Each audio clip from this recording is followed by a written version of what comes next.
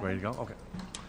All right, everyone. The time is now 7 p.m. I'd like to call this session of the Bridgewater Town Council meeting to order. Can everyone please stand and join me for a Pledge of Allegiance? I pledge allegiance to the flag of the United States of America and to the republic for which it stands, one nation, under God, indivisible, with liberty and justice for all. All right, welcome everyone. We've got one of our counselors on Zoom tonight and also our interim town manager, Blythe Robinson. Let us see. So again, just to remind everyone at home, the town council meeting is being streamed live via YouTube. Please go to the Town of Bridgewater Facebook page if you'd like to find the link. Let's see. First up, I'd like to extend some condolences to the family of Robert Burgess, passing away September 14th, 2024. Mr. Burgess was in the U.S. Navy and served at Vietnam. Can I get a moment of silence for Mr. Burgess and all deceased veterans for the town of Bridgewater?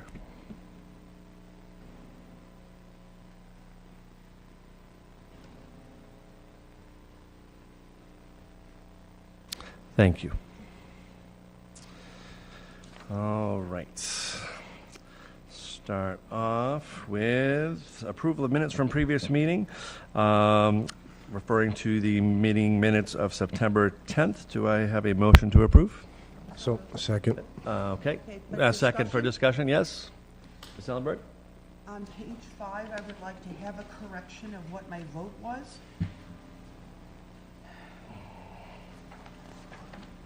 Page 5, legislation for action. The very last, second to last line says, I voted yes. And this was to suspend the 14-day rule regarding, this was made by Councilor Robinson, or the acting town manager. I believe I voted no. Could the record please reflect that? Thank you. Otherwise, the minutes look fine. Just to be clear, which line are we looking at? Page 5. Motion postponed? Let me see here. It helped if I put my glasses on. Okay. Legislation for action on page 5. Yeah, there's two roll call votes listed, or a roll call vote and a voice vote. Which one are you referring It's to? a voice vote, the second voice vote. Okay, and you were saying you had voted... I thought I voted no. The one above says no, and I thought I voted no on the second one. Whatever. Well, you were voting to a motion to postpone. It was your motion to postpone, so it would make sense that you voted yes and everyone else voted no. Okay, my mistake. Okay. My apologies to everyone for taking up time unnecessarily. Not a problem. So we have we had a first and a second. Any further discussion on those minutes? Because we do not have Ms. Robinson here in person, we do have to take a roll call vote. Mr. McKinnon? Yes. Ms. Robinson? Yes. Ms. Ellenberg? Ms. Ellenberg, yes. Sorry. Ms. Robinson? Robinson, yes. Mr. Murphy? Yes. Dr. Perry? Yes. Mr. Lindy? Yes. Mr. Chase? Yes. Ms. Striggles? Yes. And Ms. McGrath? Yes. 9 in favor, 0 opposed. Thank you. And for the minutes of September 27th, 24, do I have a motion to approve? So moved. And a second by Ms. Striggles. Any further discussion on those minutes? Seeing none, again, I'll ask for a roll call vote. Ms. McGrath? Yes. Ms. Striggles? Yes. Mr. Chase? Yes. Mr. Lindy? Yes. Dr. Perry? Yes. Mr. Murphy? Yes. Ms. Ellenberg? Yes. Ms. Robinson? Yes. And Mr. McKinnon? Yes. 9 in favor, 0 opposed. Thank you very much. And it takes care of our minutes from previous meetings. Announcements for the president. I just have one right now coming through the town clerk's office. The town clerk wanted the residents of Bridgewater to know that the ballots for the upcoming election have arrived in the office. They will be looked to be mailed out to those who asked for mailed-in ballots by this weekend. So look for them, please, by midweek next week. As everyone, last day to register to vote for those who need to register is Saturday, October 26th by 5 p.m. Other than that, voting day is Tuesday, November 5th, and there's a number of early dates that the town clerk has. Please check the website through the town clerk's office to get those dates. But look for those ballots to be sent to you sometime next week. That's all I got from the president. There's no proclamations tonight, so we will move to citizens' open forum. And let me please announce that due to Massachusetts open meeting law requirements, discussions will not take place during public comment period. If appropriate, responses to questions and concerns will be given by the town manager at a future town council meeting. If you come on up, please state your name and address for the record, and please keep it to 3 minutes or less. Would anybody like to come on up and speak? Come right up. Evening, Mr. President. MJ Spagone, 5 Lakeshore Center, Unit 1128. I come in this evening to speak with you and the council and members in attendance and also residents. Wanted to let you know, as Vice Chair of the Finance Committee, we have still 2 openings on the committee. One was already filled, but right now I'm still waiting to hear if we're going to have 2 more members. One still needs to be appointed by the town manager. One needs to be appointed by the town council. The other reason I'm up here is because I'd like to try to encourage folks to maybe possibly join on this. I know there was a counselor that was at Autumn Fest earlier in the weekend, and I certainly appreciated that as a volunteer, seeing that happen. That is something really good. I'm glad the council is involved in that. But my bigger concern is with the Finance Committee. We have had issues in the past with membership not being in attendance to give us a quorum. We've had several meetings in the last couple of years that have been unable to be held due to the fact that we have lack of quorum. And I'm not sure if it's because members may have stuff that's previously scheduled or they just can't make it work. But my big concern is that our committee is not able to do its work when we don't really have that many people in attendance. Oftentimes we have the barest of minimums, and sometimes even then we can barely reach it. Last night I was supposed to actually have a meeting. I was going to chair on behalf of the chair who was unfortunately out. He had already let us know. But we couldn't even get a quorum together. And it concerns me that this keeps happening, and I would like to see it change. I know pursuant to the town charter, the 3 organs of government that have the ability to do appointments are the town manager's office, the town clerk's office, and the town council. So I would ask through you, Mr. President, to members of the council, for those of you who actually helped do those appointments, I would reach out to your members that you appointed and ask them to please be in attendance for the meeting. We need these people in attendance so we can actually do the work of the people and give you folks recommendations. Barring that, there is another solution. Since the Finance Committee serves as sort of the replacement to the old town form of government's advisory board, you could always amend the charter. If we keep having issues with attendance, the Finance Committee subcommittee of the town council could supersede it. I actually work in a municipality where their Finance Committee is just a subcommittee of their town council. Maybe it's time we try to figure that out, because if we can't get a quorum together, we can't do the work. And if we can't do the work, we can't help you. So with that, Mr. President, I will yield back. Thank you, MJ. Anybody else like to come up and speak? Kitty Doherty, 524 Coleman Street. You have something exciting on your agenda tonight. You can envision me jumping up and down with glee. It's 14 years in the making, and I hope tonight that it's a favorable vote for the council to accept the conservation easement from DCAM for the Old State Farm Trail. And then we can commence with the next steps so that we might even be able to start the parking lots by the end of this month, because we do have the money in hand, some with the nonprofit and some with a grant that's here in the town. There's another thing I wanted to mention, and that is the excitement that so many people have said about Stiles and Hart. People have watched the parking lots evolve up on Broad Street, and they first thought it was going to be a development, and then they saw it was a parking lot, and then they saw the kiosk. And even though the checklist isn't done, and even though it's not officially opened, it is well used, and people have been excited with it. There's one challenge, though, that we are going to be facing, and I know that this will smooth out once we have different things within the town so that the rules and regs are up so that people know what the rules are. But right now, people are walking their dogs, and people do not clean up after their dogs, and our $1 million+ park with 85 acres of open parkland and a mile of riverfront is nicknamed by some people as Poopy Poochie Park, and we can't allow that because that's kind of an insult to the rest of us.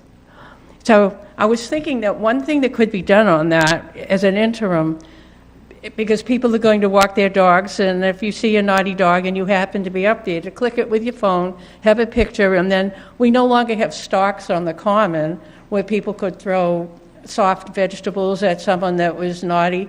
But what we could do as citizens is just post photographs of these naughty people with these very more comfortable dogs once they walk around. And then that should be self-leveling at that point, because nobody's going to want to be in the stalks more than once. How's that for an idea? Good idea. Thank you, Kitty. Anybody else like to come up and speak, please? Going once, going twice. All right. Thank you for those that came up to speak this evening. We'll have a chance at the end if you stick around toward the end of the meeting to voice your opinion. Mr. President, I would like to make a motion. Regarding what? We're going to appointments next. What is it regarding? I know that, and that's why I'm asking for a motion to take something out of order. Oh, all right. Well, what is that you want to take out of order? I want to take counselor comments now after the citizens forum. Council comments out of order? Yeah, like have them now plus at the end like we have had in the past. Can we take counselor comments now? It's Two different things. So if you're taking it out of order, the counselor comments would be now, as opposed Yeah, it to won't when be they're twice. scheduled. Okay, so we only get it once. Okay, so may I personally take my comments out of order and forego them at the end? It's atypical. No, you have to make a motion to take comments out of order. Then you Which have- I did, and Yeah, has then not been someone- seconded someone- yet. Yeah, someone will have to second it, we'll and go- then you'll have to take a vote, and then if it's out of order, you all do your comments, and All right. at the end, you adjourn. All right. That's fine. So we have a motion to take council comments out of order. Does anyone second that? I don't have a second. So Okay. we'll postpone, so we'll keep that in order at the end. Thank Mr. you. President, I'd like to actually make a motion myself and take new business out of order. Which business out of order? The only new business we have. Oh, new business out of order. Resolution RFY 25-002. All right. I'll second that. And he has a second for discussion on that. Any further discussion on taking it out of order? I'm sorry. Seeing none, then I'll ask for a roll call vote to take item N out of order. Mr. McKinnon? Yes. Ms. Robinson? Yes. Ms. Ellenberg? Yes. Mr. Murphy? Yes. Dr. Perry? Yes. Mr. Lindy? Yes. Mr. Chase? Yes. Ms. Striggles? Yes. Ms. McGrath? Yes. 9 in favor, 0 opposed. Okay, then we will move forward then with item N, new business, resolution R-FY 25-002, a resolution to raise the POW MAA flag brought forth by Councilor Chase and Councilor Striggles. Councilor Chase, if you'd like to discuss your Sure. Thank you. resolution here. Mr. President, thank you. Together with Councilor Striggles, I have brought forth this resolution because there has been, as many of you know, a good deal of discussion in this chamber and throughout the town with respect to the POW MIA flag, primarily focused on the fact that there's not been a flag flown for, at least routinely, for some period of time. And the larger question was, well, where and when can such a flag be flown? And I know that there was discussion in some quarters with respect to possibly the Memorial Building and I think at probably other sites. There were problems there because I think you might remember our former town manager had pointed out that there was concern about the existing flagpole on the Memorial Building. Perhaps if it were actually used now on that very old structure, it could compromise some portion of the front of the building, the facade. So there were issues, and I thought, well, it's really very simple to resolve it. We can simply, by resolution, we can propose that the POW MIA flag be flown throughout the year, which is what this resolution does, with the exception of any time period during which citizens may bring forward a petition that's been approved by the council for the flying of another flag, which, as we know, pursuant to our flag ordinance that's been in effect for 3 or 4 years now, there's a procedure by which citizens can do that, and typically during the month of June, there are 2 events in past years that have been celebrated in that manner. So that's what the resolution does, and I thought it's something well within the purview of the council to do simply by resolution or proclamation, just as we had done a couple of weeks ago with respect to POW MIA Recognition Day on September 17th. At that, we did, by proclamation, approve the flying of the POW MIA flag for that day, for September 17th. And I thought there's no reason why, for 11 months out of the year at least, that it can't be flown right from the flagpole in front of the Academy building. So that's what I brought forward together with Councilor Striggles. Okay, thank you. Councilor Striggles, do you have any other comments regarding it? Thank you, Mr. President. Just in regards to making sure that everyone knows that we listen to constituents' concerns of the flag not being up and wondering where the flag was. And we really wanted to at least acknowledge it on that recognition day and then create a more permanent solution from there. So the intention was to get that flag up as permanently as possible. I apologize if the flag coming down after it had been put back up was off-putting to some. It was always the intention to create this resolution so we don't have to take it down. So I just wanted to kind of put that on record and make sure that people knew that based on how the first one was written, it did have to come down, and now we're going to do what we can do to make sure that it doesn't. I had my hand up first. Okay, thank you, Mr. Eagles. Mr. Lindy. So I'm in favor of this resolution with one comment for the record. That was my original intent for the proclamation that you and I co-sponsored. And I was kind of surprised, and I was upset that someone raised a concern. They didn't certainly raise the concern with me. And I think it's a disgrace that it came down. I did not realize that Councilor McGrath had worked on this before me. When the thing went up on Facebook with the person suggesting it, I put up a post that, we'll work on it. You jumped in and co-sponsored with me. I did not mean to slight Mary if I did that, but I just wish that there had been a discussion. I'd like to know who said to take it down, for the record. Mr. Chase, if you want to answer that. Thanks, Mr. President. And just in response to your question, Mr. Lindy, I was informed by a citizen, I guess it was on Tuesday, I think, of this past week, that the flag had been flying. And they called to indicate to me that they thought it had been intended for a single day of commemoration. And I said, yes, I think that's exactly right. They said, well, it's actually still flying, which I hadn't been aware of. And I viewed the flag myself to see that indeed it was flying. And I expressed that I felt that it should be lowered because the authorization in the proclamation that, Mr. President, that you read provided for 1 day in recognition of POW MIA Recognition Day. Now, some people might think that's just a mere technicality, so it's flying for a few extra days. What's the issue there? Well, firstly, just as Councilor Striggles has pointed out, this is something that we had been working on to try to come up with a long-term solution in any event. But there is a point not to be overlooked, and that is this. I referred a moment ago to the flag ordinance that citizens can use to petition the town council for the flying of another flag. I have a copy of it here with me this evening in case anyone would like to see it and become more familiar with it. It's about 2.5 pages in length.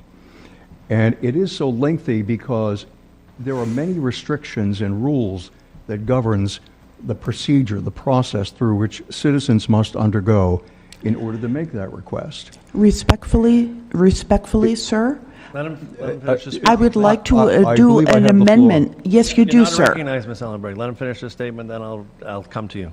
Thank you. And there's a very detailed procedure that is followed when citizens wish to petition the council to fly a flag. And I think that if citizens are held to those rules very specifically in their request to fly a flag, the town should honor its own rules and its own proclamation or resolution, as the case may be, when we, by our own authority, choose to fly a flag, such as we did on September 17th. The point is that the town council does not need to rely upon the flag ordinance. We simply have the power, as we're proposing right here, to do it on our own. To amend. The citizens have very specific rules.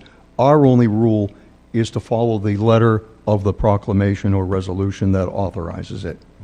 And as Councilor Lindy himself, recently enough, had pointed out, this was, I think, at a executive session meeting of the council on a totally different matter. But he raised the point, and I think it's a valid one, and I commend him for it, that what is the point of having rules or indeed a code if we don't follow it? Yep. And therefore, I think it was appropriate to seek that the flag should be lowered after the authorized period of its display. All right. I want to go back to Mr. McKinnon had a point, and obviously you brought this out of order. So, Mr. McKinnon, you have a comment? I wanted to make amendment myself, if we Okay. want to Oh, so so do we're this. gonna I defer to Mr. McKinnon's amendment first, if I may. Okay. Or maybe we should hear both and decide what we want to blend them. I don't know. Okay. So you have an amendment. Do and I'd you have like- a comment that you want? Yeah, I do. I just, again, I'm going to ask the question, who decided to lower the flag? On what authority? Was the town, interim town manager apprised of this? Did she do it? Who decided to lower it? And we could have remedied that the night that we voted for the proclamation if that information had been known. I believe you had commended me on putting that resolution forward, and you are more experienced with me on the council. Perhaps it would have been a good idea to make that amendment at that time. Okay, Mr. McGrath? Thank you, Mr. But I President. need an answer to that question. Okay. We'll From get somebody. it. We'll get it as soon as we can get it. Mr. All right, so McGrath? usually state and local governments follow the federal law regarding flag protocol. So the federal law states that as long as the American flag is flown, the POW, the MIA flag should also be flown under it. So we need to remember that these soldiers were sent to war by our government. Therefore, we should not forget them. So I also want to make an amendment too. I don't know if it's the same one, as to take out at all times, all other flags will be flown under the POW MII flag, because I know we only have two other flags right now, Pride flag and Juneteenth. But what happens if more flags come? And we have to remember, I mean, the soldiers fought in the Civil War to free the slaves. The soldiers fought in Britain to make our country free so we wouldn't be under control when we have a constitution, so everyone can be who they are. So I think everything should go under the soldiers, the POW, because they're the one that changed this country and made it free for us. Very good. Thank you, Mr. McGrath. Mr. McKinnon, was that, so what, was that a similar amendment that you're looking to make? Therefore, be it resolved at the very end, right after the POW flag to be raised before the Town Academy building at all times, and then cross out everything behind that, except during periods for which any other flag has been authorized pursuant to Chapter 157, Article 2 of the General Ordinance of the Town of Bridgewater. I'd like to have that crossed. Okay, so that's I'll second. May I propose my amendment and see if we All can right. blend them all? I'll second his for discussion. We'll Oh, second the okay. discussion. and then- Sorry. No, it's fine. So, Ms. Ellenberg, if you have any amendments or comments on that? Mr. McKinnon's amendment and Ms. McGrath's amendment should be combined. They're excellent together, and I'm happy to work with them on the appropriate wording, and perhaps we bring this up at the next meeting so we get the wording right.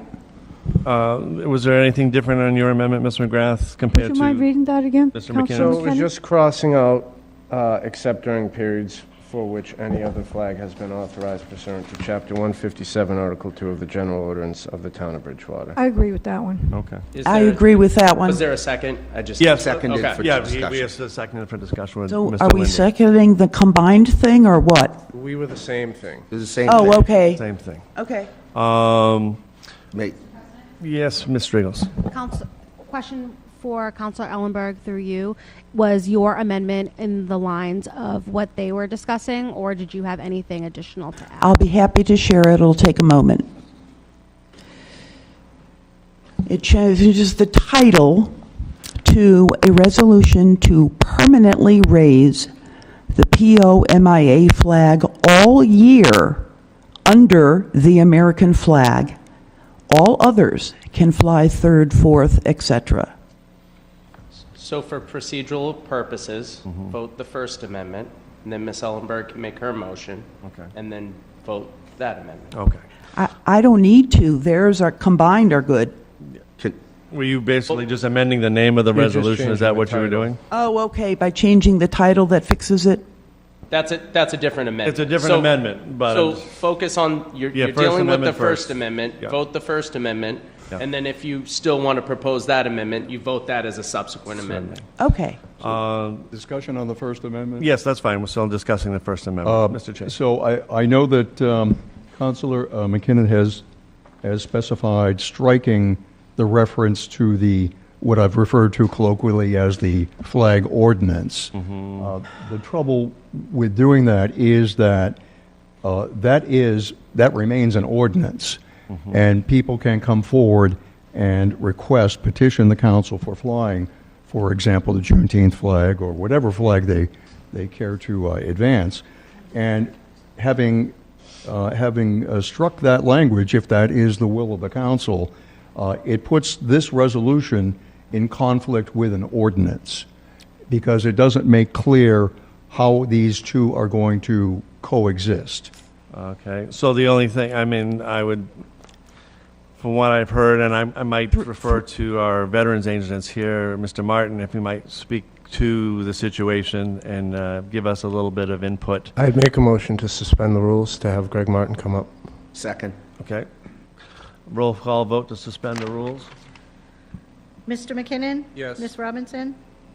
Yes. Ms. Ellenberg? Yes. Mr. Murphy? Yes. Dr. Perry? Yes. Mr. Lindy? Yes. Mr. Chase? Yes. Ms. Strigels? Yes. Ms. McGrath? Yes. 9 in favor, 0 opposed. Thank you. Mr. Martin, please. Yeah, thank you, Mr. President. I believe from what I'm hearing, all of the suggestions for the amendments are the same. And so the way that I would articulate it, I guess, a little bit more specifically, just because I'm familiar with the configuration of the flag out in front of the Academy building. We fly, the American flag that's out there is a 6-foot by 10-foot flag. The POW flag that would fly below that, which is what we flew last Friday, a week ago Friday, is 5 feet by 8 feet.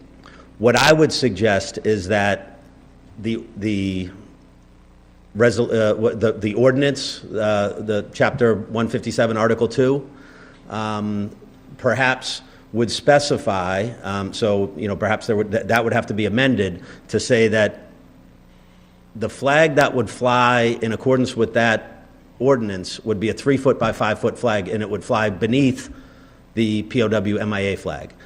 I think this eliminates any contention, in my view, because today we have the month of June, for the Pride flag and Juneteenth for Juneteenth.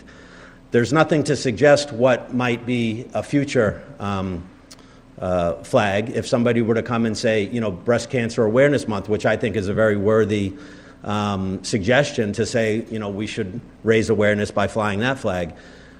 We would fly that flag beneath the POW MIA flag. And we're not in a situation where we're lowering the POW flag to fly another flag and to suggest that one flag is more important than the other. There are 81,131 service members still unaccounted for, and the motto of the POW MIA flag is to never forget. And I think it goes against that motto to suggest that we would take that flag down in lieu of another flag. I think we can accomplish everything by flying all three flags at the same time. Thank you, Mr. Martin. Thank you. Mr. Lindy. I don't know what point to raise under parliamentary procedure, but I still am asking the question before we take a vote on what authority was that flag removed? Who? I do not have that. Can I ask the interim town manager? Ms. Robinson, She wasn't here. Oh, she wasn't here. So, Who was here then? Laurie. Lori, do you have information on that? I do not know who removed it. No. I think I tried to talk to you, Mr. Lindy, but I wasn't aware until I got your email, so I do not know. Mr. Chase? Thanks, Mr. President. Mr. President, I indicated to our town council clerk that I felt that the flag should be lowered. Okay. And I frankly wasn't sure that that's something that was going to be able to be done, but I indicated to her that it was inconsistent with the proclamation that had been read, and that it should be lowered. And again, at the same time, I had been working on bringing forward the resolution that's before us tonight. Okay. So there was no authority? It must- Because no one counselor has authority. The town manager has authority.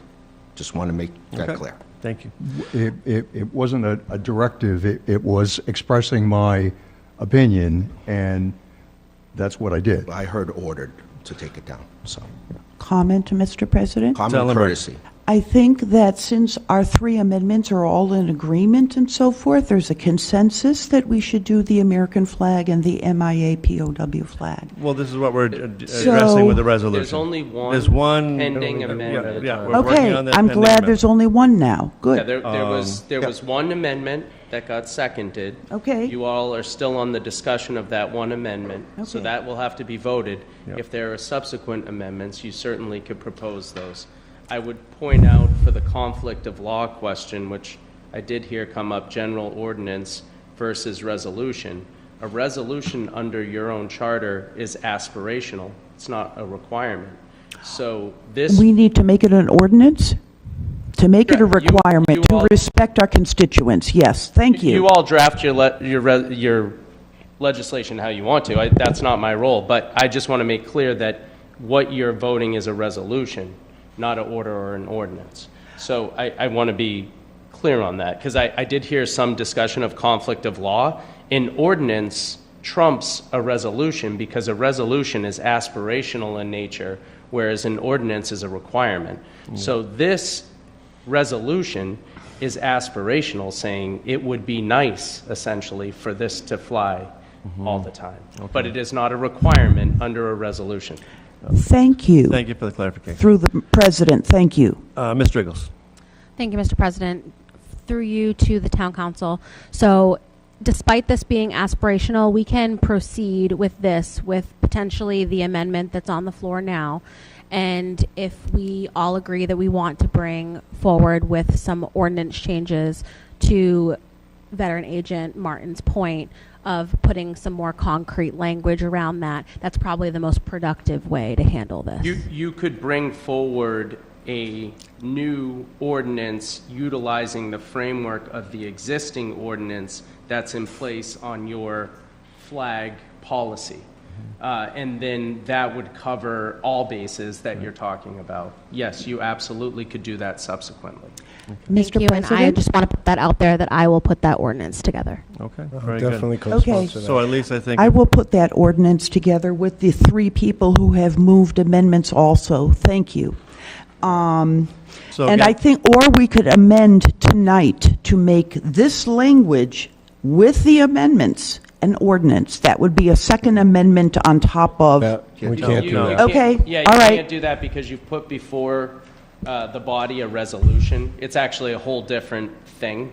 I So, see. yeah, you could table this and then bring forward an ordinance on a later date. But you're voting and you've brought forward a resolution, so that's what it has to come out of Okay, the process. I understand. Thank you, Counsel. At least the resolution will be able to take action on this right away. That's Thank you. Okay. that's what I was going to say. Okay. too. Yes. So I think the strategy is sound. I think if we can get this resolution done tonight, then we'll come forward with an ordinance that'll make more a permanent situation.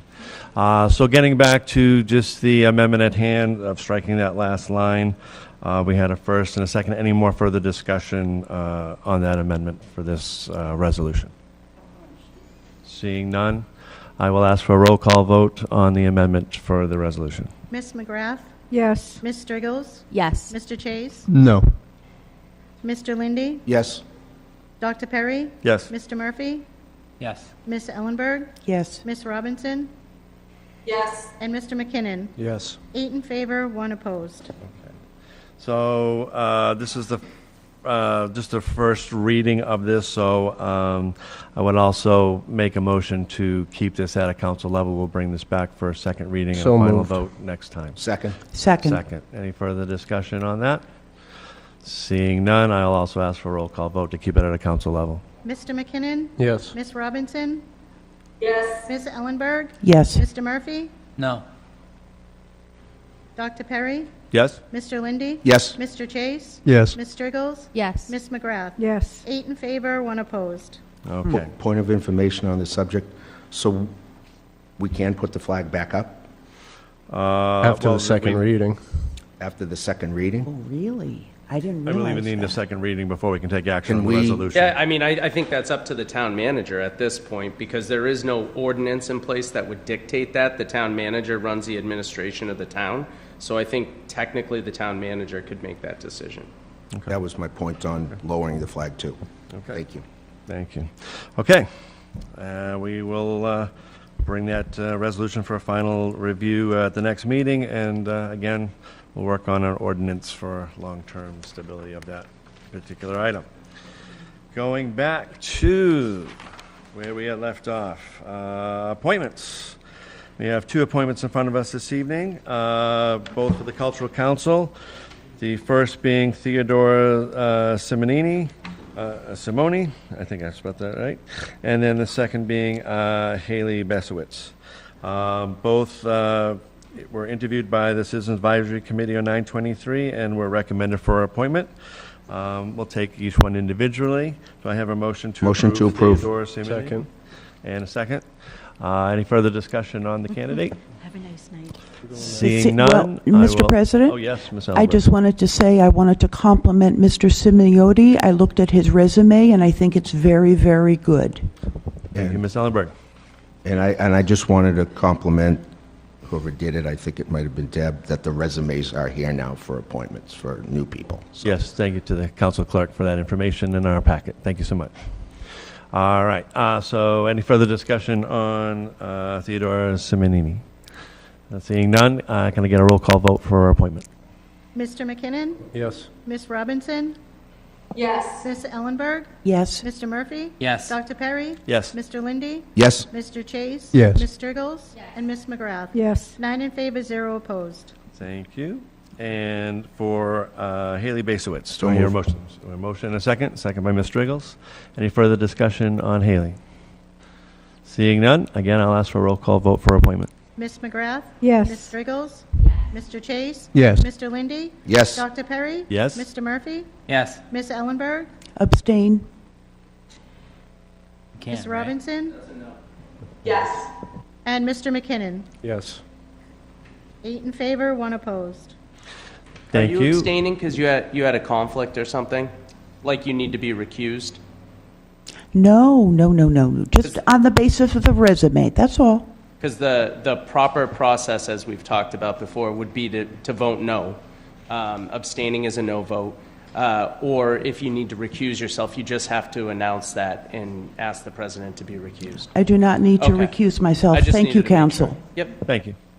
All right, so that was an 8-1 vote then. Again, thank you to Theodore and Haley for coming forward to step up on the Cultural Council. Just remind both candidates to check in with the town clerk and register and sign in for those appointments. All right, we do not have any hearings this evening or licensed transactions. You do have license. Oh, I'm sorry, I'm sorry, we do. On the back side of the page. We do have some license transactions. The first one being petition P2025-002, the granting of a one-day entertainment permit. Let's see, first one. Let's see, oops, sorry. This one is for the Fire for Effect Foundation and the 4th of July Committee for a trunk or treat on 10/24 at the Town River Landing from 2 to 6 p.m. Mr. McKinney, do you have any comments on that? No? Okay. They will also be showing a Halloween movie, and it's up to us to approve their one-day entertainment permit. So do I have a motion to approve? Yes, Second. motion to approve. And second, Second. Ms. Ellenberg. Any further discussion on this particular event? Seeing none, I'll ask for a roll call vote for approval. Mr. McKinnon? Yes. Ms. Robinson? Yes. Ms. Ellenberg? Yes. Mr. Murphy? Yes. Dr. Perry? Yes. Mr. Lindy? Yes. Mr. Chase? Yes. Ms. Strigels? Yes. And Ms. McGrath? Yes. 9 in favor, 0 opposed. Excellent, and good luck to them for their event. Again, that's October 20th, 2024, from 2 to 6 at the Town River Landing. Next up, petition P2025-004, change of stock interest in Champions Indoor Golf. Champions Indoor Golf is changing their stock interest, and one of the requirements of the ABCC is that certain paperwork... Point of order, Mr. President? Yes. Just with respect to this petition, could you inquire whether there is anyone here to represent the petitioner? Let's see, I believe they don't have to, but is there anyone here representing Champions Golf? I do not see. Mr. President, I have questions in the proper order. Okay, well, let me just finish reading a little statement then, and we'll bring it up for discussion. So again, one of the requirements is that the ABCC is that certain paperwork be completed and approved by the local licensing authority, that is us, and then forwarded back to the ABCC. The Champions Indoor Golf paperwork is in order, and this can be approved if we so choose. For something like this, the applicant does not need to come to the meeting because it's usually an attorney handling the paperwork for the business. May I ask questions for the record? That's fine. Let me just get a motion and a second for discussion, and we'll discuss Okay. it from there. Do I have a motion to approve? Motion to approve. Mr. Second for Chase, second for discussion. Point of information. So on hearings, aren't we supposed to open the hearing? This is Asking a hearing, it's a for- license transaction. Yeah. Okay, thank you.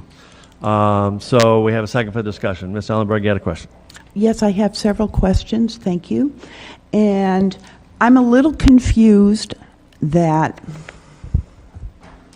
is Champions Indoor Golf, Inc. connected any way with the golf club? No, it's not. Separate entity. Okay. Does it do the liquor for the golf club? No, separate entity. What does it do? It's its own business on Route 18. Right across from the big factory in that new cafe there. That's what it Nice is? little spot. Yeah. Oh, okay. Okay, good. You vouch nothing nefarious, right? People over there. Good people. Good people. Good. Let's go with it. Okay. Any further discussion? Mr. President, yes, if Mr. I may. Chase. I noticed that this petition to authorize a change in stock ownership tells us nothing whatsoever about the nature of this change. We don't know who a selling stockholder is, who is an acquiring stockholder, what number of shares, is it a majority interest, a simple controlling interest? We know nothing, and I think the information was just likely inadvertently omitted from our application, but it tells us absolutely nothing, except that there's a change of ownership that maybe we would need to know about. Okay. So my suggestion is, since there's not anyone here to represent the petitioner, that we continue this to a future meeting when this can be answered. Okay. Advice from town President? council on the situation? Yeah, I mean, I think you take that vote, and if the will of the council is to continue it, then at the later date, you could get the paperwork, and Okay. if you want the applicant, obviously someone can reach out. All right. Mr. President, may I make a comment in due time? Is he making a motion? Well, again, were you making a motion to postpone then, Mr. Chase? Yes, I am. I'll second it. And we have a second. Okay. I second that. Thank you. Already did. Ms. Ellenberg, question. I just wanted to make a comment in the general discussion that we, the council, do not want to be against the private sector businesses. And I think maybe the ownership stuff, I don't know, executive session or whatever, I don't know, maybe not. But we should not be impeding the private sector, private business. That was my comment. Thank you. Thank you. Ms. Striggles? I don't want to speak for Councilor Chase, but I think it's more so a lack of transparency in the overall application that we have in front of us. Oh. And we're supposed to be voting based on what's in front of us. So I think there's a level of issue with what we are missing as far as information. I think we're looking Good for question. clarification what the change of stock interest is from what to what, and that's a perfectly reasonable request. We don't have any information in our package. Is that intentional? Right, no. So, Mr. Lindy, you had a question? No, I just wanted to echo what Councilor Striggles said. I think transparency is important, and it's 2 weeks from now. So I think we can gather the Okay. information we need. Yeah, yeah. and So deal with it then I'd appropriately. say, so we'll take a vote on postponing, and then we'll make arrangements to reach out to the Champions Indoor Golf and see if we can get some answers or representation at the next meeting to discuss it. So we'll have a vote to move to postpone. I had a first and a second. Can I get a roll call vote on a move to postpone till the next meeting? Ms. McGrath? Yes. Ms. Striggles? Yes. Mr. Chase? Yes. Mr. Lindy? Yes. Dr. Perry? Yes. Mr. Murphy? Yes. Ms. Ellenberg? Yes. Ms. Robinson? Yes. And Mr. McKinnon? Yes. 9 in favor, 0 opposed. Okay, so we'll postpone to the next meeting, and then, again, we'll reach out to Champions Indoor Golf to see if we can get some answers on that question, or at least a representation to discuss it. All right, we do not have any presentations. We do have town manager's report. Ms. Robinson, do we have anything to report?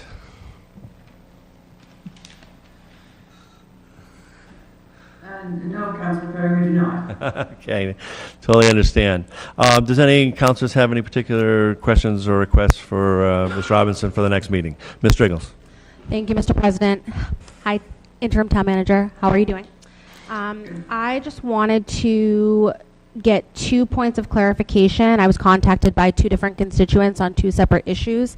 Can we get some information on how we go through the process of enforcing zoning violations at private residences for business purposes? I have a few constituents that contact me on a regular basis, so I just want it on the record that their voices are being heard, that their lives feel like they're being impeded. So I'd rather have it on record now versus the constant emails back and forth that feel like a game of telephone. And the second would be whether or not there is any plans in the future to pave Vernon Street. I had one constituent reach out to me specifically about the state of the road. So I just wanted to see if there's any plans within the next couple years, 5, just to give him a little bit of something. So that's what I have. Mr. President, Thank you. can I just speak to what she said? Indirect, okay. She was not, she wasn't on the council when we voted on the 5-year plan for the streets, and Vernon Street was one of 5 major streets that we said are going to be getting looked at. Flag Street right now is under bidding or something like that, and we just did another street, Deerfield, so there's only 3 left on that list. Vernon and Cross being 2 of those.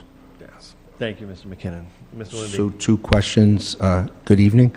I just wanted to ask, I got an inquiry from a couple of constituents about Comfort Street. So I don't know where it is on the list, but I would appreciate having a conversation with that. And can I also ask that when Ms. Robinson is back, that I can ask her for other items for the next meeting? I don't have them here with me tonight. Just email her. Okay. Thank you. Yep. Any other, Mr. McKinnon? Just 2 quick, easy ones from me. So one's a firefighter, fire station. When Mike was here at the second meeting of every month, I believed, said he was going to give us an update on that, so that'd be nice if we could keep that trend going, because there is work for sure moving down there. It's good to see a foundation in the ground and work being done.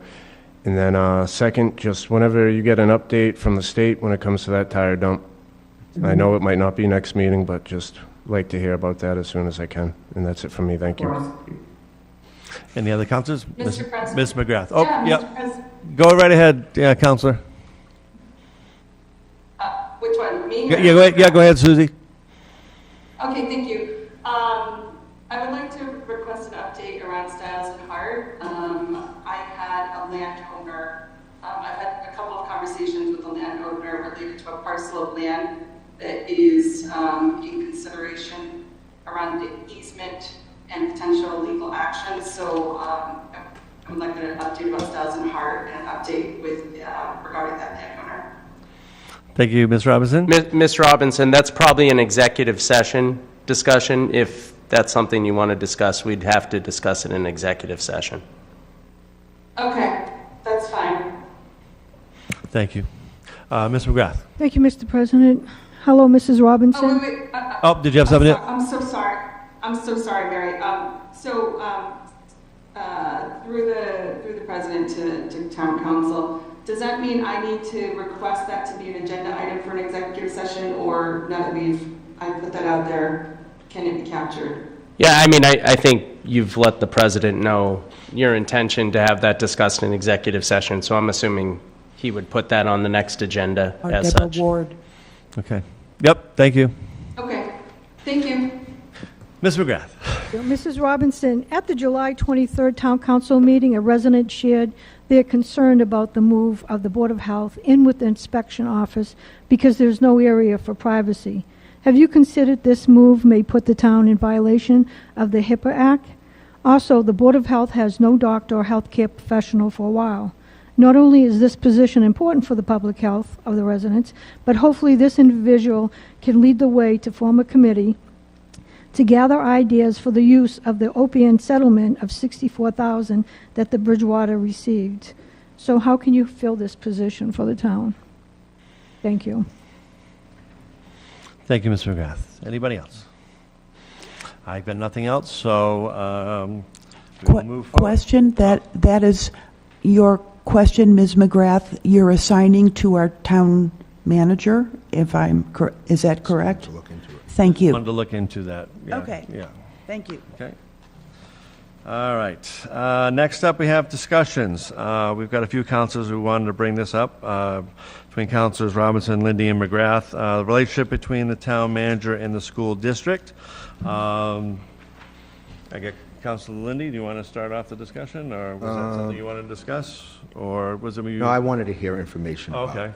I know I saw an email. Ms. Robinson, did you want to kick off the discussion on this? Sure. So this is a topic that had been on the agenda for the ad hoc search committee for the town manager. And it was a topic that was brought up by school committee member Fitzgibbons. And I think there was some valid feedback from Councilor McGrath that any topic like that actually was very appropriate for the rest of the council to be aware of what was being discussed and for the entire council to discuss the overall relationship between the town manager role and the school district. So that's simply all it is just making sure whatever was shared in that ad hoc search committee as a topic around expectations or feedback around the relationship be brought forward here to the entire council. Thank you, Ms. Robinson. Yeah, basically, just that item that was on our ad hoc agenda was based on an email from another school committee member just wanting to make sure in our process of finding a new town manager that we would stress, that we would want a good relationship between the town manager and the school committee, and that's all that email was about. Did you have any further questions or discussion, Ms. McGrath? I took it a different way because our charter on page 52 online, section 2, section 5, Bridgewater Raynham School District, it says the district committee may meet with the town council on educational or budgetal issues and to discuss these matters. And the reason I brought that up is because of the dropout rate. So on September 25th, 2024, I listened to the Superintendent Powers report to the BRRSD school committee meeting. And he talked about new students on day one of the school year was 148. And at the end of September, 43 moved into our town. The class size, just at the middle school and kindergarten, are 27. First grade is 26, and the second grade is 25. Mr. Powers also stated safety issues is a challenge, and it happens quite often, where parents and police are notified. And a member of the committee stated that suspending the students aren't helping. So where we can discuss educational stuff with the committee, I think it's important that the town manager has a strong relationship with them, bring forth this information, so we could, we have the budget, we could provide for extra, like a security guard. It's according to how bad the suspension is, or even work with BSU to have mentors. Because in ninth grade, if you look at the ninth grade, there's quite a few kids that don't even pass ninth grade. I mean, you can look at it. It's printed on the school report. So you have a 12% dropout rate for grade 12. You have 115 kids who are low income, and I think it was only 57 of them that passed ninth grade. They need help. Mm-hmm. So that's why I'm bringing it forward. So your point is you want our town manager going forward to have a strong relationship with the school and keep apprised of these types of developments? Yes, and that it says the district committee may meet with the town council on educational and budget issues. So they can come and talk to us just like Well, we our usually meet committees. with them once or twice a year, especially around budget time, to discuss Yeah, but these types this of says issues. educational too. So I think the budget's important, but the education of our children, and you also curriculum. look at the report cards or listen to this meeting, and it's concerning, and we can help. We have the budget, so we should help them, fix these problems. Just not the budget to pay for school teachers once a year. We should be involved more.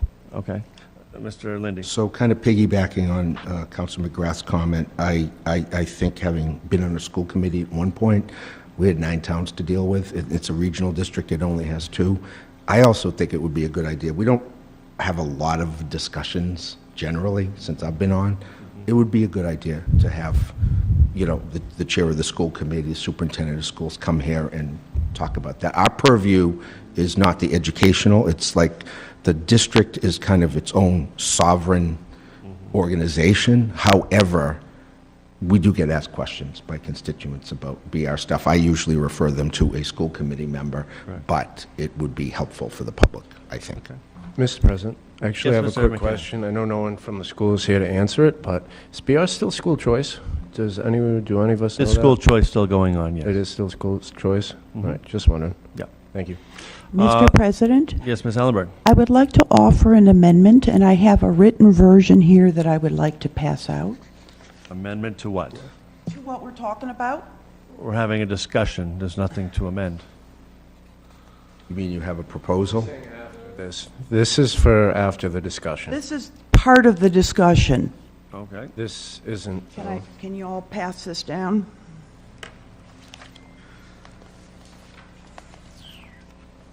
Yeah, this is for legislation. This isn't for the discussion. This is Okay. Yeah, if it's Fine. something that You might as well all read it, pass it around, and we'll get to it at the appropriate time. Thank you, Mr. McKinnon. Thank you, Ms. Ellenberg. So I don't. Go ahead, I don't have Ms. access Robinson. to a copy of that. I don't have access to a copy of that. Is it possible to? I'll send her a quick copy. That's fine, yep. Good. Again, it's All right, thank you. nothing we're discussing or taking action on tonight, Okay. so. Okay. Any further discussion on this topic? As president, go ahead, Ms. Robinson. Yeah, thank you. Thank you for the perspectives to my fellow counselors. This is one of those. I agree with so much that's been said tonight, and I think it is one of the toughest challenges that we have in terms of, more than 55% of our budget goes to the school district, and we have little to zero oversight of how those dollars are used, because operationally, the school district has sovereignty over how they use their budget funds, right? But I do believe there is an aspect around relationship building and influence and the sharing of information that could be improved. Anyway, so that is something that I will definitely be looking for, and I hope that others feel the same as we look for our next town manager in terms of that being a very big priority. We've really, at least the impressions I've had from my years of experience in FinCom and then, limited experience here so far in town council though, is that we talk about budget, and that's kind of, it's just, the annual semantics around trading of the dollars. And I really do believe that our district needs every bit of support possible from all corners. And I think that relationship is going to be really, really important. So anyway, thanks for hearing me out. Okay, thank you, Ms. Robinson. May I contribute to the discussion before I make an amendment? We can't make any amendments. We're just having a discussion right now. Yes, may I contribute to the Please, discussion? no, please, you certainly can speak. Thank you. I agree with what Councilor Robinson has said in terms of we need to have input from many different sources, okay? And I think that would be very helpful. And I just wanted to say for the discussion that my amendment addresses that issue. That's all for the discussion. And again, I can certainly reach out to the Mr. Fitzgibbon to see again if a meeting of members of the school committee could meet with us at some point in a meeting down the line to have some discussions of some of these issues that some counselors have. We'll see what we can arrange. Motion to consider the amendment. I hope someone will second it. We can't, it's not on the agenda. Yeah, that wouldn't be the process. You would have to propose that as legislation, and you wouldn't want to discuss it because you've prepared it, and it would be an open meeting law violation to discuss legislation that you prepared in advance. Mr. I'm sorry, Counsel. I will speak your Ellenberg, piece, and then I will speak my piece. Thank Ms. you, Ellenberg, Counsel. I will tell you as the chair of the council here. I was out It's of not order. I on the agree. agenda. We cannot discuss it this evening. If you want to According write to it up and council. put it on our next agenda, we can go over it at our next According to meeting. counsel, I have a different opinion. I defer for him to make his first opinion, and I will read from the municipal Ms. Ellenberg, manual. we're not going to entertain reviewing this, what you've written tonight, because it's not on the agenda.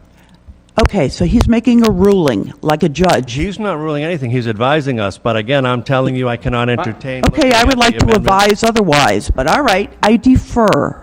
Let's put this off, this amendment. And why do we defer the entire article? If you want to bring it up at our next meeting, write it up and we'll have it on the agenda for our next meeting, is what I'm saying. No. She has it as FY 25005. I have it as the ordinance named, an amendment to the ordinance, and my computer is fried, which is why it's handwritten. The thing is, we're still in discussion right now.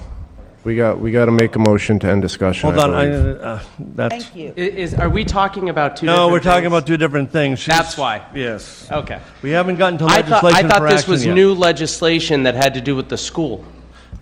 No, thank you. No. Okay, I'm so sorry for the confusion. That's probably why. We're still... You were correct, counsel. Thank you. No, Miracles happen, don't they? we haven't... Thank you, Lord. We haven't gotten to legislation for action yet, so when it comes on up, then we'll be able to talk about an amendment. Thank you, Mr. President. Thank you. Again, I Moving on. thought this was related to what we were discussing. I understand. All right. Committee reports. Does any committees have any reports that they'd like to make this evening? I do. Okay. Just wanted to give a Murphy. brief. I just want to give a brief update on the ad hoc search committee group. We've met now twice in two of the previous Mondays consecutively. The first meeting that we had, we reviewed RFP proposals and we came up with a plan to review those proposals as a group. And so just last evening we met again as a group, and folks of that committee brought forth their ratings for each of the three RFPs that we received. Our next course of action is to reach out to references for those RFPs and speak with folks from other towns who've used those firms. And so the committee is in the process of doing that now and obtaining references.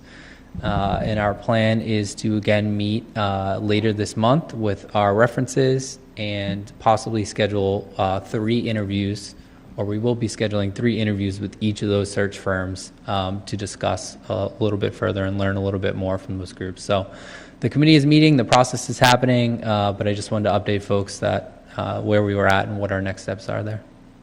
Thank you, Ms. Murphy. And Point just of order, Mr. President. Yes. Can we just make sure that the gallery remains quiet when Can counselors I have quiet in the speak, gallery, please? so Thank that you. we're not distracted and we can hear what counselors are saying? Thank you so much. Thank you, Mr. Eagles. Thank you to Mr. Murphy. I just want to also let people know that Mr. Murphy was appointed chair of that ad hoc committee. So, Mr. Lindy. So I want to thank the committee for their work. I was able to attend the meeting last night with Councilor McGrath. It's an interesting process. I noted last night in public comments that the committee had discussed interviewing those firms on Zoom, and I am going to suggest again publicly for the record that I would like to see everything be transparent, and that if they are on Zoom, I also think there should be an in-person option, that those participants could travel by Zoom, and the committee of our councilors, this ad hoc committee, could be present for the meeting. I think it works better. I think meetings should be more in person than on Zoom. I think this town is behind the 8 ball with the Zoom meetings, and I think it's time to go back to in-person meetings. Thank you. Thank you, Mr. Lindy. You're here. All right. So any other committee reports? Well, budget and finance can kind of on the vice chair. I'm sorry, the vice chair of MJ. MJ. On her comments, I think that budget and finance of the council can meet as many times as we want. If finance can't meet, then we can't do the action. So I'm going to put forth a name. And I think the town clerk has already put forth a name, so the town manager also gets to pick one. I don't know if there's a vacancy there, but we've got to do something. Yep, we'll see what we can do to get that the numbers up there so we can function as a council in a town. Thank you. Any other committee reports? Going once, going twice. All right, moving on. So we are moving on to legislation for action. First up is ordinance Proposed D. amendment? Yeah. Hold on. Yeah. Okay. Yes, give me a moment to announce it here. We have ordinance D, FY 25-005, the ordinance establishing the process for hiring a town manager. This went before Rules and Procedures and was voted 3-0 with the amendments that we took on 9/9 and was advertised in the Enterprise on 9/17. So it is in front of us this night for potential approval. Do I have a motion to approve? So moved. Ms. Strigel, second for discussion. Mr. Chase. Ms. Ellenberg, you have some discussion. Thank you, Mr. President. As the proponent of the amendment, thank you. Mr. Murphy, credit to you, kudos for having drafted this legislation. Thank you. I'm trying to build upon it. Proposed ordinance, Section 4, Section 2, second paragraph. I'm going to read the sentence that comes right before my amendment. It is, quote, "This decision will be made by a majority vote of the preliminary screening ad hoc committee," unquote. Okay, all I want to add is the words, "Other town councilors not on said ad hoc committee may attend all the screenings of candidates as observers within executive session meetings. Our council secretary will post all proposed executive sessions of said ad hoc committee to avoid quorum posting violations in a timely manner." I'm sorry, I added a couple of words to what I read out loud. Sorry. But you do have the written version, but just so that the public should hear what it's about. That would be an open meeting law violation. What, to have more of us in an executive session? Let me read what it says on the Attorney General's website under frequently asked questions about preliminary screening committees. May a preliminary screening committee which meets in executive session under Purpose 8 to consider candidates for employment or appointment consist of more than a quorum of the members of the parent body? Answer, no. A preliminary screening committee must consist of fewer than a quorum of the members of the parent body. It may contain additional members who are not members of the parent body. For example, a school committee with 7 members may create a subcommittee to conduct a preliminary screening of candidates for superintendent of schools in executive session. and the preliminary screening committee may contain up to 3 members of the school committee in addition to several teachers and members of the community. What you're calling for is beyond a quorum of the council to be present in executive session, which is an open meeting law violation. I would advise you not adopt that amendment. Thank you, Attorney Okay. Rollins. So, May I, Mr. President, respond? go right ahead. I defer to you on that. I had not checked the Attorney General law on that. And another comment is just that we've got the charter, we've got the council rules, we've got, it's rather excessive, the amount of things we have to refer to under our charter. That's a side comment. But based on our council's advice, I will withdraw the amendment. Thank you, Ms. Ellenberg. Can I just- Mr. Lindy. So, having served on a school committee and having dealt with a superintendent screening process and on a second one, that is 100% right, okay? We had a 10-member school committee. We had to stay under 5.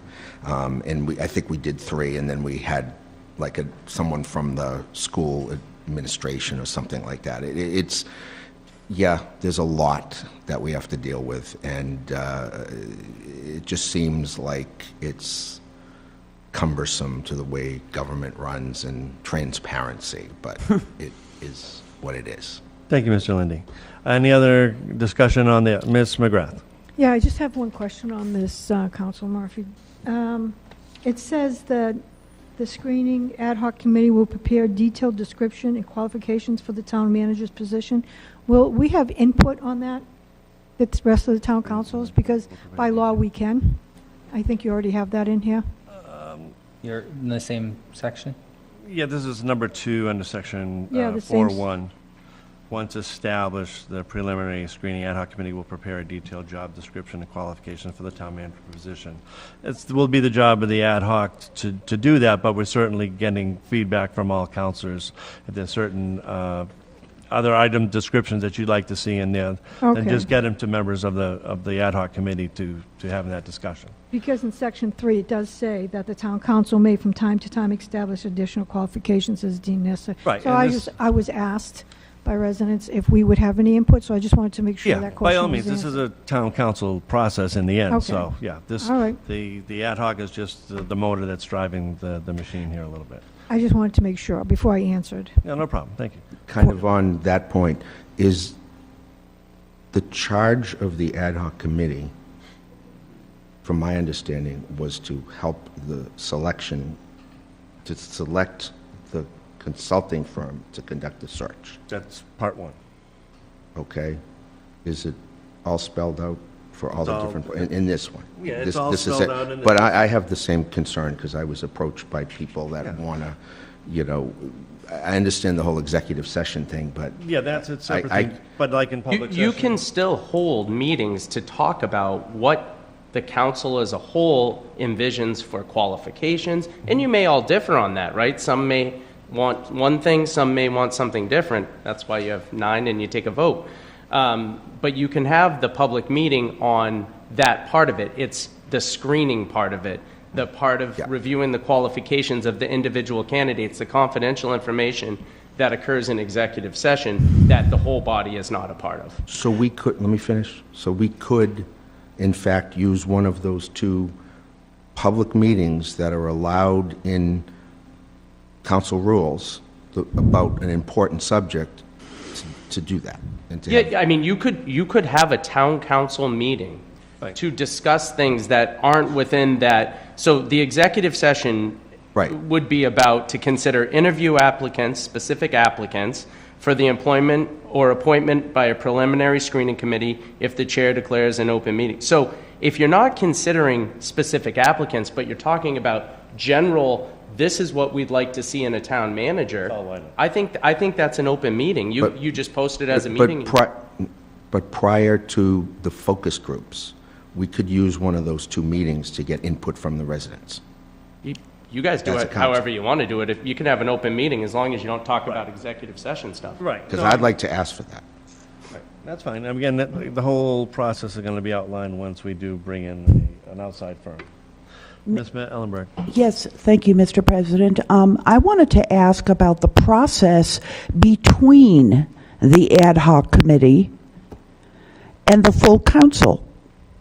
Again, that's still to be laid out. I mean, a lot of this is laid out in the procedure Well, that's in front of us. that aspect, that transition from ad hoc to full council, I want my information early, even if I'm not voting until 2 weeks later, of who that ad hoc committee has chosen amongst the people that the search firm found for you. And then you screen them, and then there's a transition to the council members before we take a vote. I don't need my information showing up the night of the meeting, which has happened recently, frequently. So, how do we amend this to put in that the ad hoc committee will promptly, forthwith, inform the council in general? Again, it's laid out pretty much as it's going to happen here in what you have in front of you. I don't see it, but then maybe that's my flaw. Again, Section 5 gets into the process, initial screening and selection of Okay. finalists, interview process. Maybe it's my mistake. Well, let's look at Can I it. just add something?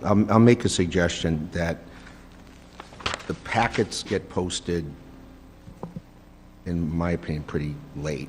Friday is half a day at town council. You can get your stuff online, but that's not enough time to look at something. To look at the packet and be prepared properly for the constituents. Most important decision we're going to make. They're following the open meeting rules and posting rules in regards to meeting. Everything's being followed according to mass law. So, Mr. President, yes, Ms. Ellenberg. may I comment? The thing is, the regular council meetings stuff, if it gets to us on Friday, that would be awesome. But this stuff from the ad hoc committee needs to come to us like a full 2 weeks before the council would even consider going to an open session with whatever. Anything that the ad hoc is doing is going to be transparent and open to everyone on the council. So there's nothing that's going to go on that's not going to have any. That's the right, entire except we council's can't notice attend because it's an open meeting law violation, but what the hell? Sorry. Not an executive session. That's different. Okay. All right, so getting back to the subject at hand, approval of the ordinance. Any further discussion on the substance of the ordinance? Seeing none. We have a, yes, Ms. Ellenberg. May I make an amendment? The preliminary screening ad hoc committee will ensure that the proper background checks have been completed for all finalists and submitted to the council in a timely manner. I just want to add those words. Sorry, my voice is going. Does anyone have a second for her amendment? Seeing none. I'm sorry. I will ask for a roll call vote on the ordinance as written. Mr. McKinnon? Yes. Ms. Robinson? Yes. Ms. Ellenberg? In deference to Mr. Murphy, I vote yes. Mr. Murphy? Yes. Dr. Perry? Yes. Mr. Lindy? Yes. Mr. Chase? Yes. Ms. Striggles? Ms. McGrath? Yes. 9 in favor, 0 opposed. Thank you very much, everyone. Now we can move solidly forward in the search for a permanent town manager. Next up, Order Ode FY 25-010, granting of an easement from Mass Electric. This was introduced by the town manager at our 9:10 meeting, and for a second reading tonight and action on it. Do I have a motion to approve? So moved. Second by Ms. Striggles. For discussion? For discussion. Any discussion on the matter? Yes, I believe I do. Is this the Mass Electric Company? This is to get the fire station power. Oh, okay. My question was, what property, and is it town-owned land or private land? Do you know? Town-owned land. That was my question, Mr. President. Thank you. Any other questions? Seeing none, I'll ask for a roll call vote. Ms. McGrath? Yes. Ms. Striggles? Yes. Mr. Chase? Yes. Mr. Lindy? Yes. Dr. Perry? Yes. Mr. Murphy? Yes. Ms. Ellenberg? Yes. Ms. Robinson? Yes. And Mr. McKinnon? Yes. 9 in favor, 0 opposed. Thank you very much. Moving on to Order O-FY 25-011, granting of an easement through the Commonwealth of Massachusetts. Again, introduced by Councilor Chase. This goes to the conservation easement for Old Farm Trail. Mr. Chase, any words to... Just very briefly, as Kitty Doherty had much more eloquently discussed earlier in the evening, this relates to the Old State Farm Trail, which has now reached a critical point at which our approval of this easement will permit actual steps to be undertaken on the ground. And once again, I think a great deal of credit is owed to her and to the those working with her over the course of many years, and I'm very happy to see this coming to fruition finally. Very good. Thank you, Mr. Chase.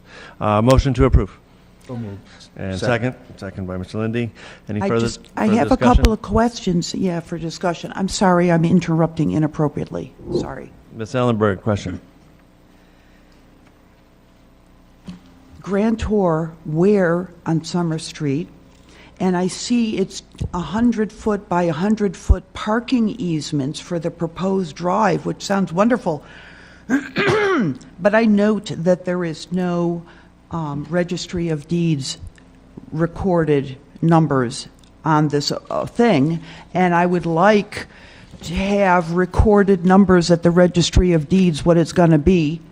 That would happen after you... After the fact. The way it works in practice is... I meant the address. I should have said the address. What is the address of this?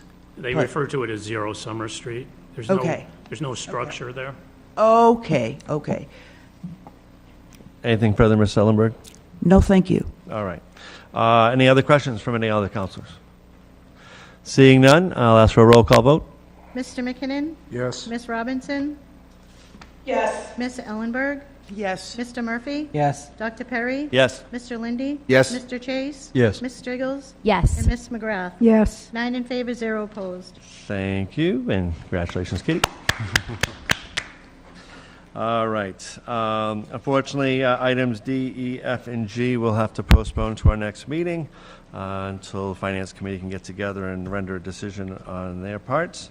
So we will move to item H, Order O-FY 25-007, an order dedicating 46 to 48 Summer Street as a public park pursuant to MGL Chapter 45, Section 3. Again, one of the criteria was the getting of state funds for the park, which we have gotten awarded $500,000 to do. The Community and Economic Development Committee met and voted 2-0 to recommend following through with this order. So I'll ask for a motion for approval. So moved. Second. And second by Mr. McKinnon. Any further discussion or questions on the matter? Discussion? Ms. Ellenberg. I just want to say kudos. Is that you, Mr. Rulli, who got this? No, in actuality, it was Mr. Dutton that initiated the grant application.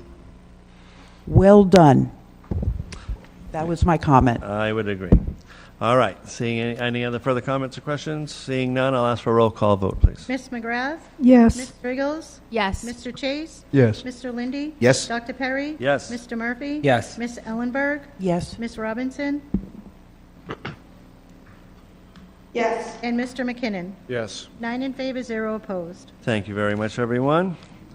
Finally, we have petition P-2025-003, the warrant for state election. This is a warrant that is issued by the state to the registers each election. It details what is on the November ballot, along with the polling location and questions.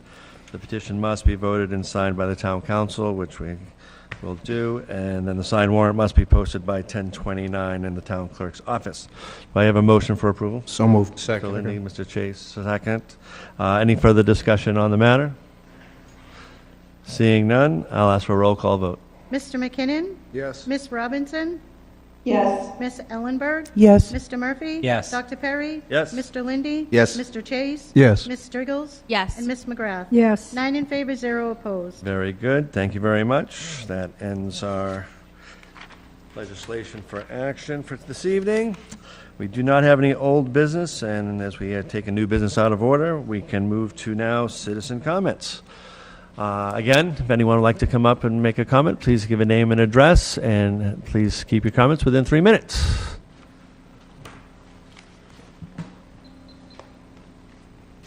Christina Ajemian, 221 Aldrich Road, Bridgewater, Mass., and I am a member of the Executive Committee of Bridgewater Communities for Civil Rights, BCCR.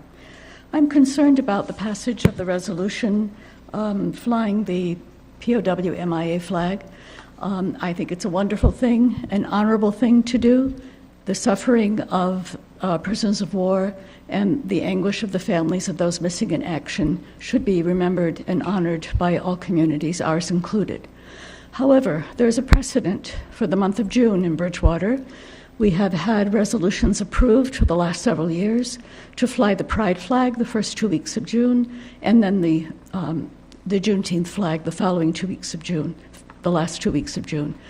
I think to place those flags in a lower position, in a third-rate position on the flag, is denigrating, and I'm hoping that there is a possibility of an amendment to the resolution where the month of June could be separated out and to maintain the tradition that we have now in Bridgewater of honoring the LGBTQ plus community and the African American history that goes along with Juneteenth.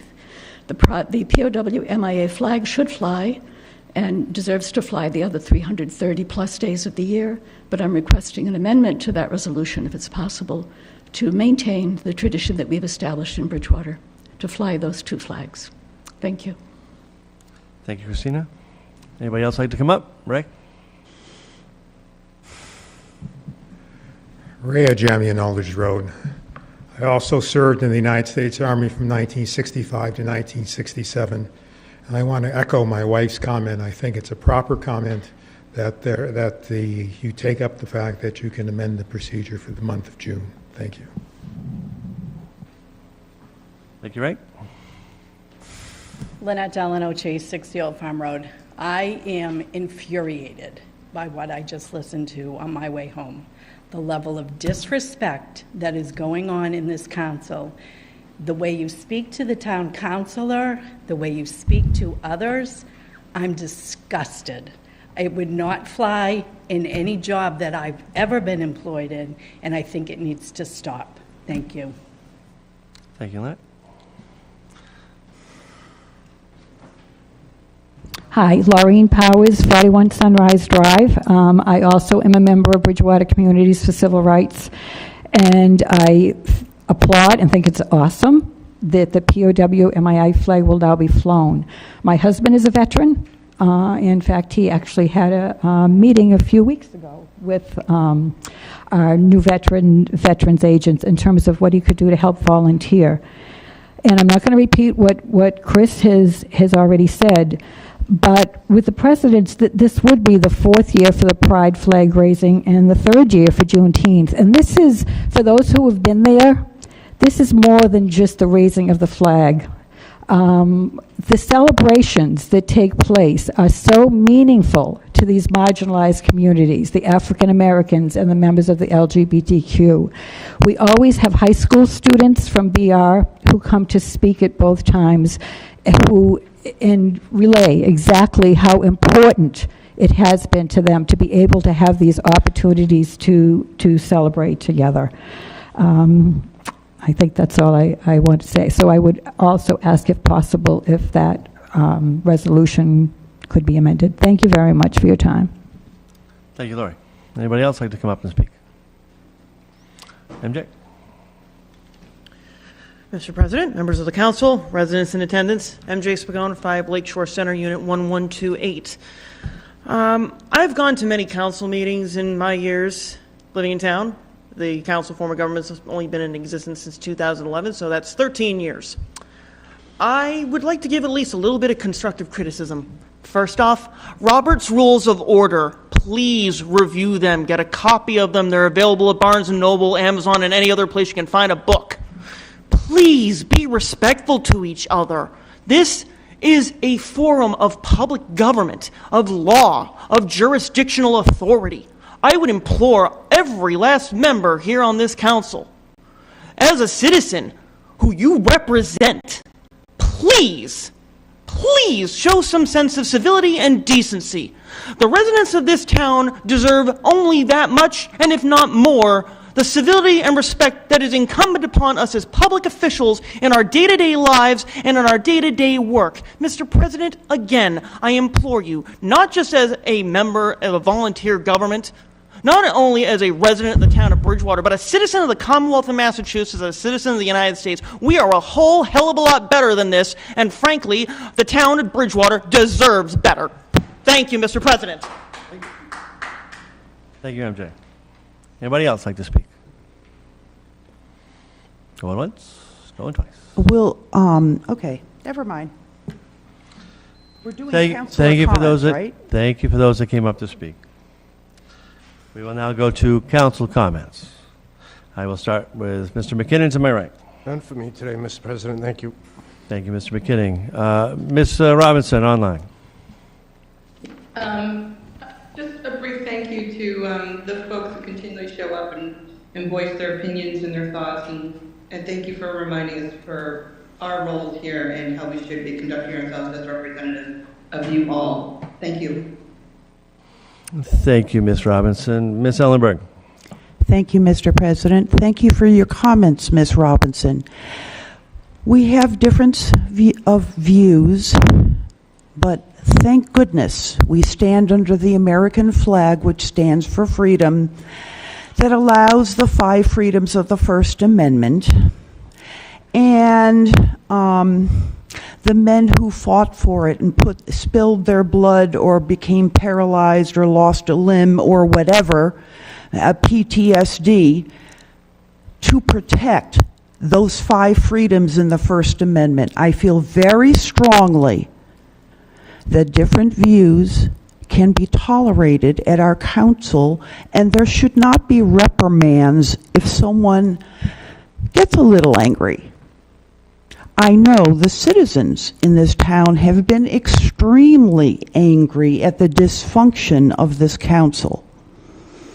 I've been trying to bring fair process, and Mr. Murphy has been good and is doing straight arrow process. Thank you, Mr. Murphy.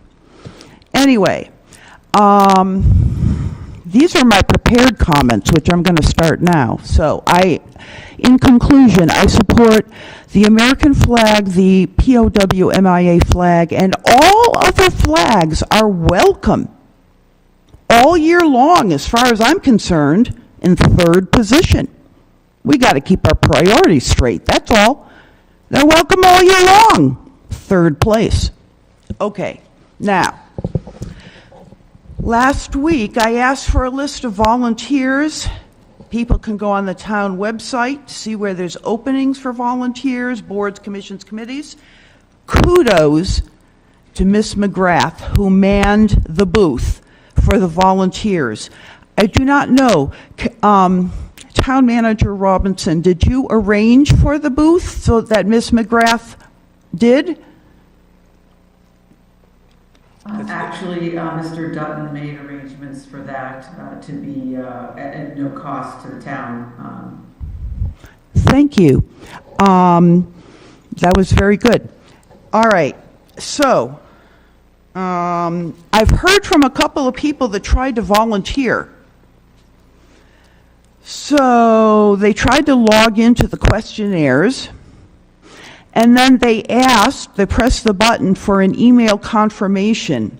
One person specifically complained, one constituent, that they didn't get their email confirmation. I don't know anything about anyone else, whether they got email confirmations or not. But this person I talked to was put back to the login at the very beginning. So that kind of discourages citizen volunteers. And I asked the town manager and the IT people to fix this volunteer login link. Okay? And I guess I can look on the website for what seats are not filled, but it would be nice if we counselors could be provided a list of vacancies and who, whether it's a counselor or a citizen that needs to fill the seat. If I could kindly ask for that list from you, Ms. Town Manager, I'm sorry, Robinson. Anyway, speaking of commissions, the CONCOM is still meeting, and the NIP issue is coming up on a Zoom meeting this Thursday, October 10th. I think it's this Thursday, or maybe it's next Thursday. Anyway, October 10th at 5:30 p.m. The link to that Zoom meeting for citizens will be on Facebook town pages asking everyone to attend about the NIP. And I ask that public notice about this potential Zoom meeting be posted by our council secretary so we don't have a quorum problem at the CONCOM meeting. If it turns out more than, what, 4 of us, 5 of us, if we get the 5th one, then we're in a problem. Could you post it, please? Anyway, thank you. And then I'd like to thank everyone who helped at Autumn Fest. The town was awesome. Everybody was awesome. I especially want to compliment 2 young men, 2 young town volunteers who were helping to transport the cart of RTC stuff to our booth at Autumn Fest, and the RTC stuff, the signs and posters and whatnot, was misplaced, unfortunately. But these 2 young men, fine young men, searched the premises till they found our stuff and brought it to our booth. Kudos to them.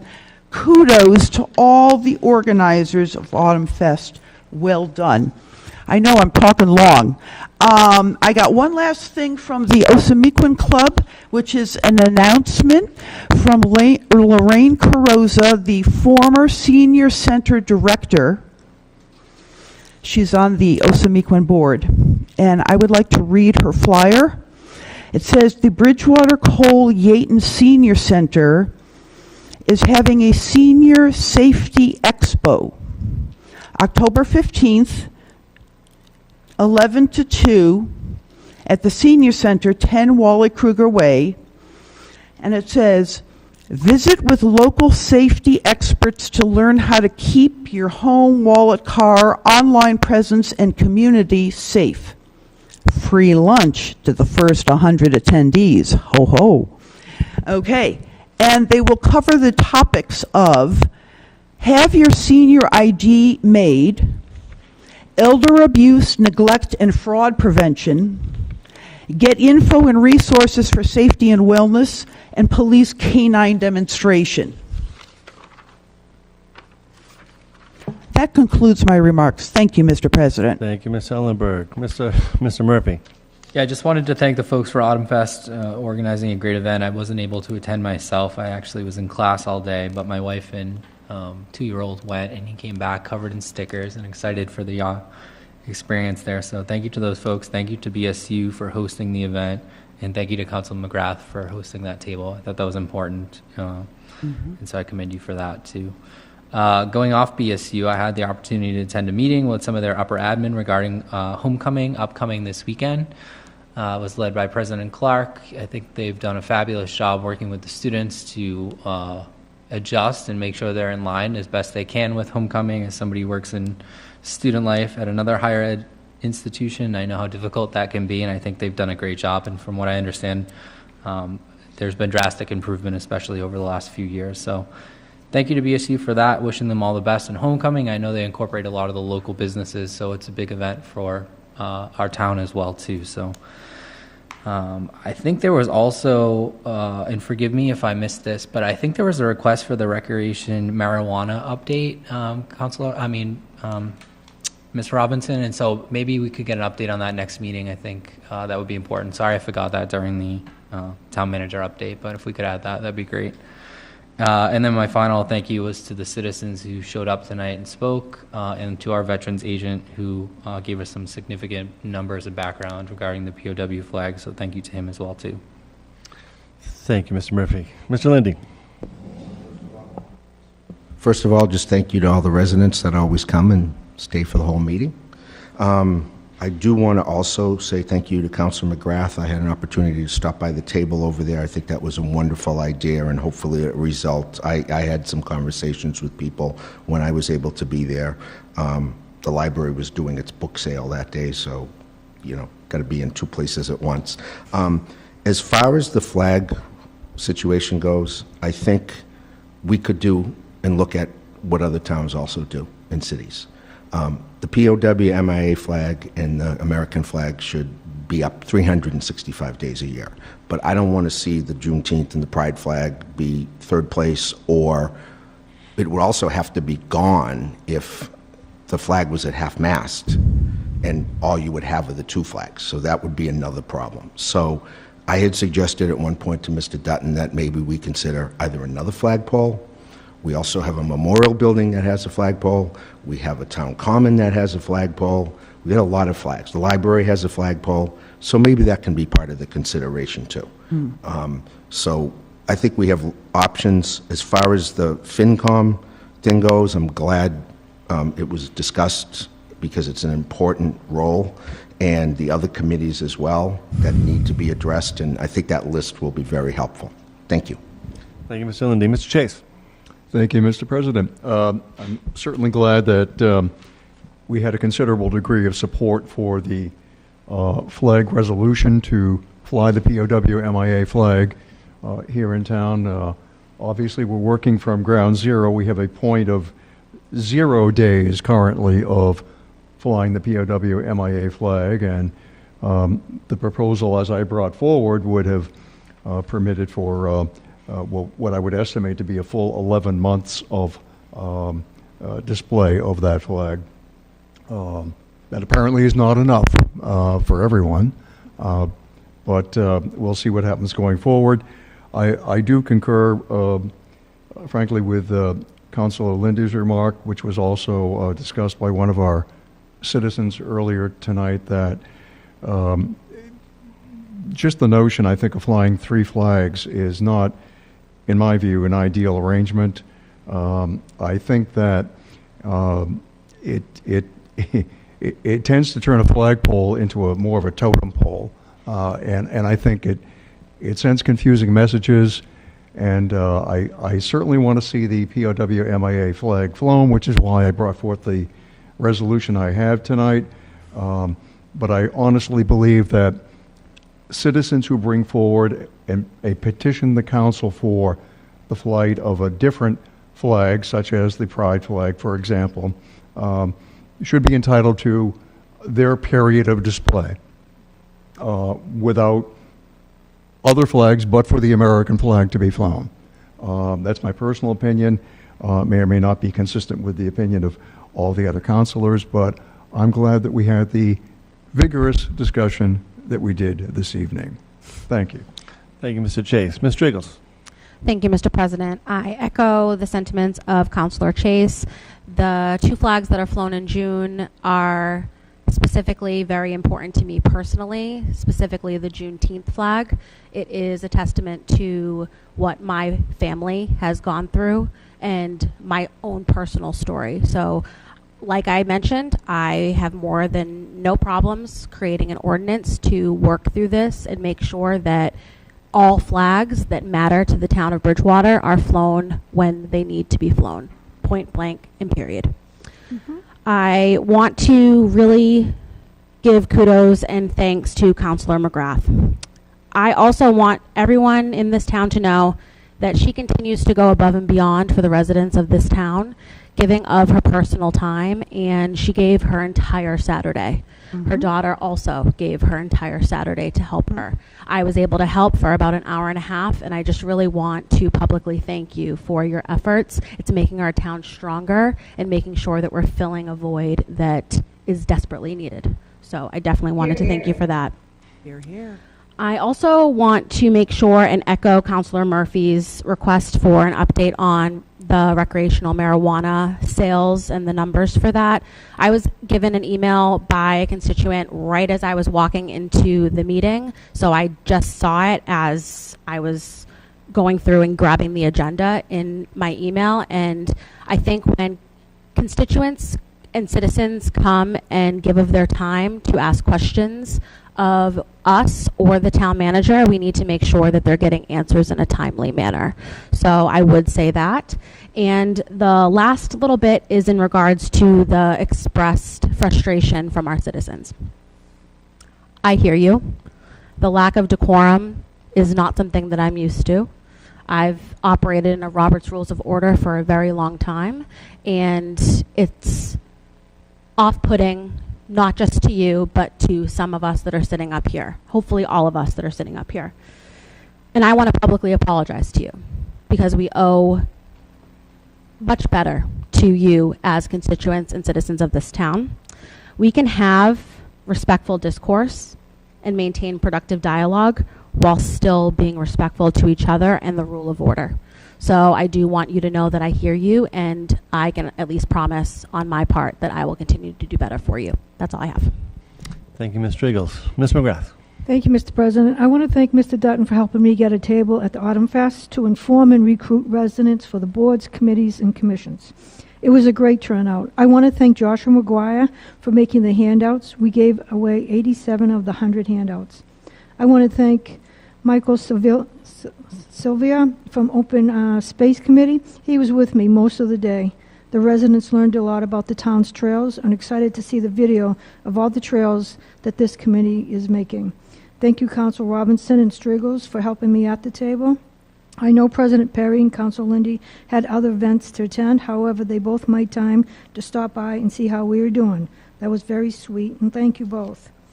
Most of all, I'd like to thank the residents who stopped by. Some residents have committed to join committees. Others shared their wealth of knowledge about Bridgewater with me, and others their concerns. I made a list of these concerns and will address them at the Town Council. I appreciate it from hearing from everyone. Thank you. Thank you, Ms. McGrath. Finally, for me, yes, to echo everyone else. I'm sorry, Susie, did we skip you? I'm sorry, Susie, go right ahead. No. I did comment. I'm so sorry to interrupt. Just one thing I wanted to add on, since it's come up a couple of times. The request to the acting town manager around a marijuana update. I had actually brought that up last week, and then we also said in that meeting that it may take some time to collect some of that information. So I don't think that it's being ignored. I think it was just a matter of it's not like the easiest, we can just run this easy report. So I just wanted to mention that it was actually brought up in our last public meeting. The other thing too is just, I believe I had asked, and I can't remember entirely on that minor detail, but I think that there is this aspect around, we want to understand the tax benefit from a financial perspective, of course, in terms of tax revenue. But I know I've been fairly vocal as a public advocate, even before I was on council, that I believe that there is also potential costs or burden to other municipal services. But I'm not sure, and I think we're still super early days because I just actually, over the weekend, I happened to talk to one of the owners of one of our dispensaries who happened to have a couple tables down at Autumn Fest. And it sounded like they, again, early days for them having retail available. So I just wanted to mention those pieces as well. Thank you. Thank you, Susie. Again, just to wrap up, again, everyone has mentioned, definitely want to thank the BBA who's in charge of putting the Autumn Fest together. It was a wonderful event, one of the better ones they've had in a long time, with the weather and the participation, the food trucks. It was a great event. I echo the sentiments that all the councilors gave to Ms. McGrath in setting up the table. I was helping out at a Lions Club booth, but I also tried to stop by and see how she was doing. But again, whatever we can do to get more citizen participation is always welcome. I certainly want to thank again Theodore Simone and Haley Basowitz for stepping up to join the Cultural Council, and we look forward to their service on that particular committee. The other thing I wanted to recognize about that day was earlier that day, the police 5K, they had their 10th 5K, much in part to Rebecca Kaler, who was the race coordinator. She was duly recognized for all her hard work the past 10 years. I was there representing the council along with Senator Timilty. We were congratulating all the winners and passing out trophies and all that type of stuff. So it was a good event to start the day there. As Councilor Murphy mentioned, I also joined him at BSU Roundtable. It was a great gathering of BSU employees with the president and members of the town here as well, just to kind of have a conversation about how BSU and the town can work closer together on events, including their upcoming homecoming and things of that nature, to make it a safe event for these students as well as the town. Ultimately, again, as the discussion went, I think we could all just take a deep breath and step back as we work together as a council to do it as graciously and as civilly as possible. We're here representing the town as a whole. We're trying to move forward and do good things for the town.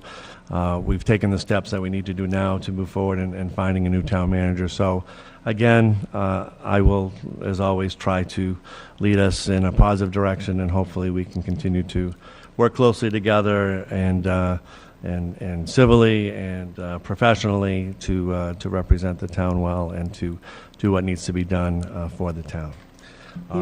With that, that's I have. And one other thing I do want to mention is, as people have talked about the flags.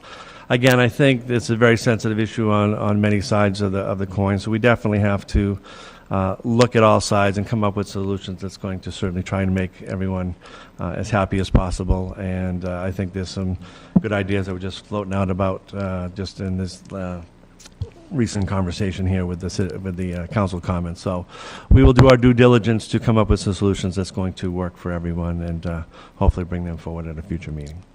With that, I'll ask for a motion to get out of here. All right. Can I get a roll call vote, Mr. McKinnon? please? Yes. Ms. Robinson? Yes. Ms. Ellenberg? Yes. Mr. Murphy? Yes. Dr. Perry? Yes. Mr. Lindy? Yes. Mr. Chase? Ms. Yes. Strigels? Ms. McGrath? Yes. 9 in favor, 0 opposed. We are